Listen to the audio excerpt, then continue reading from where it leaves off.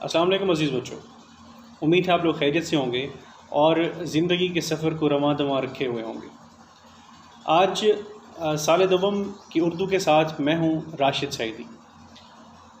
आज हम देखेंगे कि हमने उर्दू पढ़ना क्यों है और किस तरह पढ़ना है। हमने अपनी ताकतें, अपनी क़ुव्वतें किस तरह, किस तौर पर इस्तेमाल करनी है। जब हम अपने एफएससी की उर्दू की बात करते हैं तो बुनियादी तौर पर इसको पढ़ने के दो मकासद होते हैं।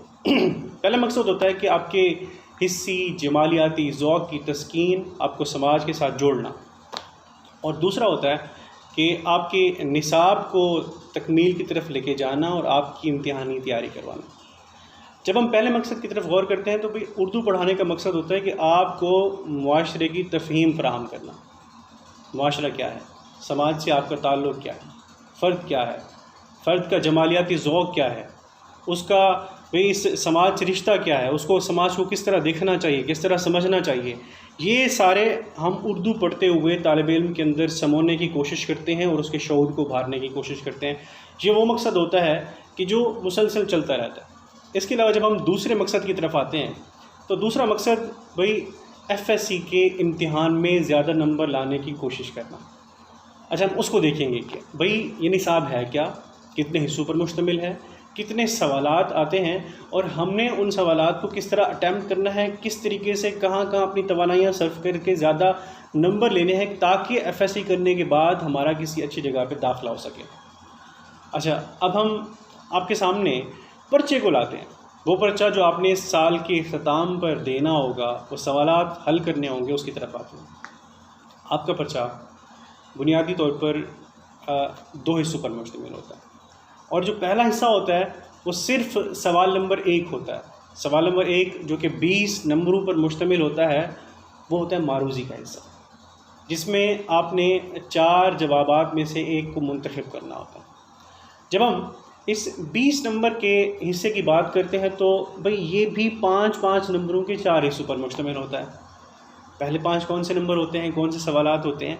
तो पहले 5 सवाल आपके निसाब की जो असबाक हैं, किताब में दिए गए असबाक होंगे, उससे मुताल्लिक़ होते हैं। जब आप सबक पढ़ेंगे, आप लोग खुलासे याद करेंगे, उनको समझेंगे, तो जहाँ जहाँ जो निकात अहम लगेंगे हम आपको बताएंगे, वो सवाल आपके जहन नशीन होते जाएंगे और मारूज़ी के 5 नंबरों में आपने उन्हीं सवालात को ठीक करना होगा, आपने उन्हीं को हल करना होगा। 5 नंबर आपने ले लेने। अच्छा, ये तो हो गए 5 नंबर, तो 20 नंबर से बाकी 15 नंबर। जब हम आगे बढ़ते हैं तो फिर सवाल है रमूज़ औक़ाफ़। आपने अंग्रेज़ी में पंक्चुएशन पढ़ी होगी। पंक्चुएशन भाई आराब कैसे लगाते हैं?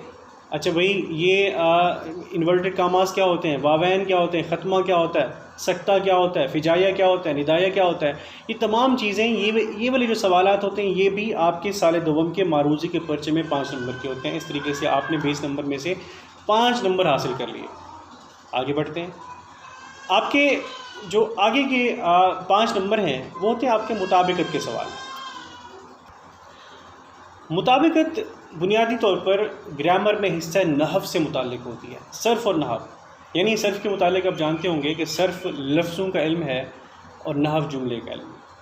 अच्छा, जुमला किस तरह बनता है, कौन से अज्जा जुमले को बनाते हैं और उन अज्जा की तरतीब बदल जाए तो आपका जुमला बदल जाता है। तज़कीर व तानीस, अगर आप मुअन्निस का लफ्ज़ इस्तेमाल कर रहे हैं तो आपको अलग लफ्ज़ देने पड़ेंगे। भाई बच्चे बैठे हुए सुन रही हैं नहीं होगा, सुन रहे हैं होगा। इसी तरीके से तज़कीर व तानीस के साथ वाहिद व जमा के साथ भी जुमले की नौइयत बदल जाती है। तो ये इसको हम जब पढ़ेंगे तो आपका मुताबिकत का 5 नंबर का सवाल हल हो जाएगा।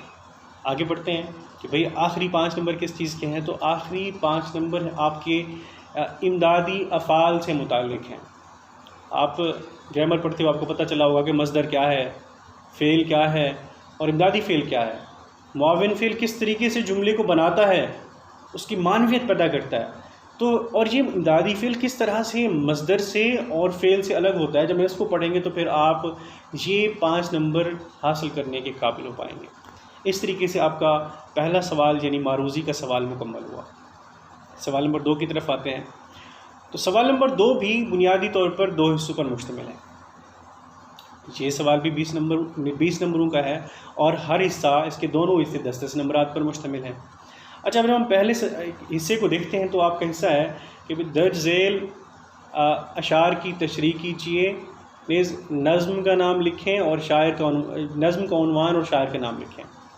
अच्छा, ये है 10 नंबर। अच्छा, ये वो सवाल है जो कि आपने इसको फर्स्ट ईयर में भी आपने हल किया होगा। अच्छा, इसमें सबसे पहले जब आपके पास 2 अशार दिए गए होते हैं, आपने 2 अशार पढ़ते हैं, फ़ौरी तौर पे इसको क्लिक करते हैं आपके जहन में कि ये तो फ़लाँ नज़्म सी है। जब आपके जहन में नज़्म का उन्वान आता है तो लिखते हैं, आपको 1 नंबर मिल गया। अच्छा, फिर भाई ये नज़्म किसने लिखी, इसका शायर कौन है, शायर का नाम लिखते हैं, 1 और नंबर मिल गया। बाकी बचे 8 नंबर। तो एक शेर की तशरीह के 4 नंबर हो गए। 2 अशार की तशरीह लिखनी है और आपके 10 नंबर हो जाने। दूसरे हिस्से की तरफ आते हैं तो दूसरा हिस्सा मुश्तमिल है गज़ल के अशार की तशरीह पर।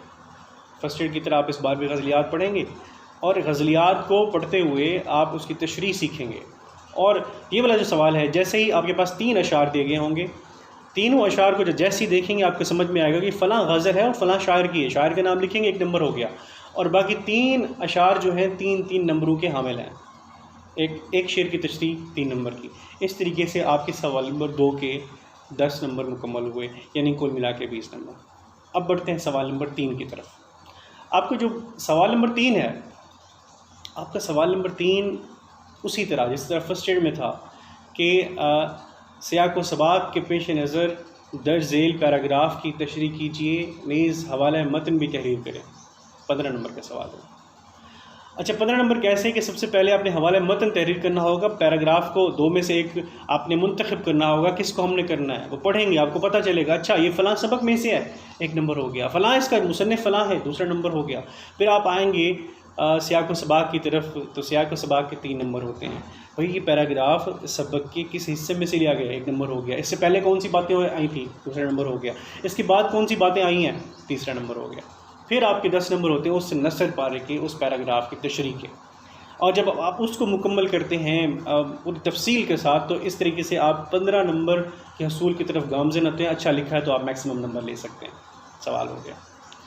अगले सवाल की तरफ बढ़ते हैं। अगला सवाल आपका सवाल नंबर 4 होगा। सवाल नंबर 4 आपके इसी सबक की किताब यानी सरमाया उर्दू से मुतालिक है कि सरमाया उर्दू में जो असबाक दिए गए हैं, आप लोग उन असबाक की खुलासे तैयार करते हैं। तो उसकी आप इसको मुख्तसर तरतीब के साथ लिखते हैं और फिर जाके आपका ये जो सवाल होता है खुलासा, फ़लाँ दिए गए सबक का खुलासा तहरीर करें, 10 नंबर का सवाल होता है। 1 नंबर आपका होता है कि सबक के मुसन्निफ़ का नाम तहरीर करें और 9 नंबर आपके खुलासे लिखने के होते हैं। इस तरीके से आप सवाल नंबर 4 मुकम्मल कर लेते हैं। अब सर एक चीज़ की तरफ हम गौर करते हैं कि जब हम नसरी सबक पढ़ेंगे तो भाई नसरी सबक हमें कितने नंबर देंगे, तो भाई 10 नंबर तो हो गए खुलासे के। 15 नंबर हो गए आपके सियाक व सबाक के, कितने हो गए 25, और मारूज़ी के पहले 5 नंबर, यानी 30 नंबर आप हासिल करेंगे एक सबक की तैयारी करके। यानी जब आप एक सबक को पढ़ रहे होंगे तो आप 30 नंबर की तैयारी करेंगे। अच्छा, अगले सवाल की तरफ बढ़ते हैं। सवाल नंबर 5 होगा कि दर्ज-ए नज़्म का खुलासा तहरीर करें। अच्छा, आपने नज़्म पढ़ी हुई होगी, खुलासा आपको आता हो, कौन सी बातें हैं उस तरतीब से लिखेंगे अहम बातें, तो आपको 5 नंबर मिल जाएंगे। इस तरीके से नज़्म ने हमें कितने नंबर दिए, नज़्म ने हमें ये 5 नंबर खुलासे के और 10 नंबर तशरीह के 15 नंबर दिए।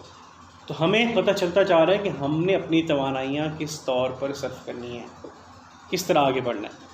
अगले सवाल की तरफ बढ़ते हैं। अगला सवाल 10 नंबर का है, लेकिन उन 10 नंबरों में आपके पास इंतखाब होता है।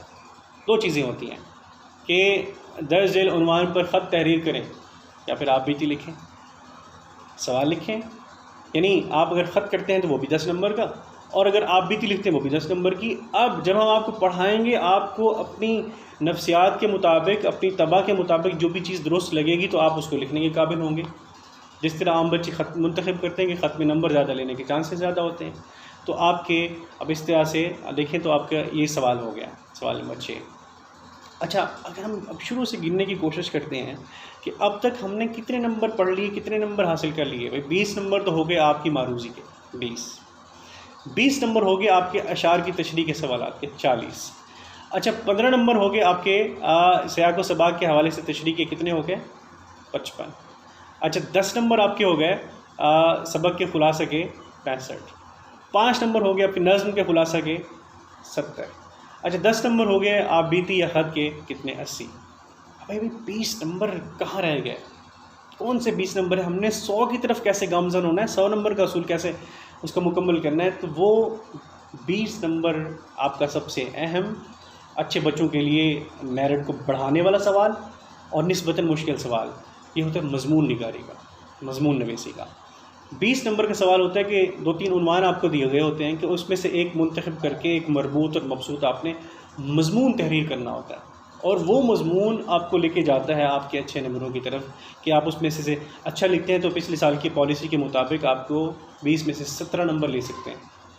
ज़्यादा लिखना पड़ता है, उसको अच्छे तरीके से लिखना पड़ता है, मज़बूत और मरबूत करना होता है, उसमें हवाले देने होते हैं, उसमें आप अशार भी कोट कर सकते हैं। आप उसमें से जितना उसको आप खूबसूरत लिखेंगे आपके ज़्यादा नंबर मिलेंगे। और इस तरीके से हमने आज बात की 100 नंबरों की कि किस तरीके से हमने अपने इस निसाब के किन किन चीज़ों पर कितनी तवानाई सर्फ करनी है, कैसे आगे बढ़ना है, किस चीज़ को हमने अपने ज़ात के अंदर महसूस करना है और किस चीज़ को सरसरी जाते हुए हमने नंबरों के हसूल को मुमकिन बनाना। ये वो चीज़, वो निसाब और वो रास्ता है जिस पर चलते चलते हम अपनी मंजिल की तरफ गामज़न हो सकते हैं। हम आहिस्ता आहिस्ता इस निसाब को पढ़ेंगे, तरतीबवार पढ़ेंगे। हमारी तरतीब ये होगी कि हम एकदम से सारे नसरी सबक नहीं पढ़ेंगे। हम कुछ इस तरह करेंगे कि बच्चों के मिजाज पर भी गराना गुजरे। हम सबक पढ़ेंगे, एक सबक ख़त्म होगा तो फिर हम नज़्म की तरफ चले जाएंगे, फिर हम गज़ल की तरफ चले जाएंगे, ग्रामर को भी साथ साथ चलते ले लेंगे। यानी एक पूरा ब्रेकअप सिलेबस का तश्कील दिया जा चुका है जिसके मुताबिक आप लोग पढ़ेंगे। इंशाअल्लाह आज का ये मुख्तसर लेक्चर आप लोगों को समझ आया होगा, आप लोगों को अपना रास्ता सामने नज़र आ रहा होगा किस तरीके से हम चलेंगे। इंशाअल्लाह नेक्स्ट लेक्चर के साथ मैं राशिद सईदी दोबारा हाज़िर हूँ। अस्सलाम वालेकुम, खुदा हाफ़िज़।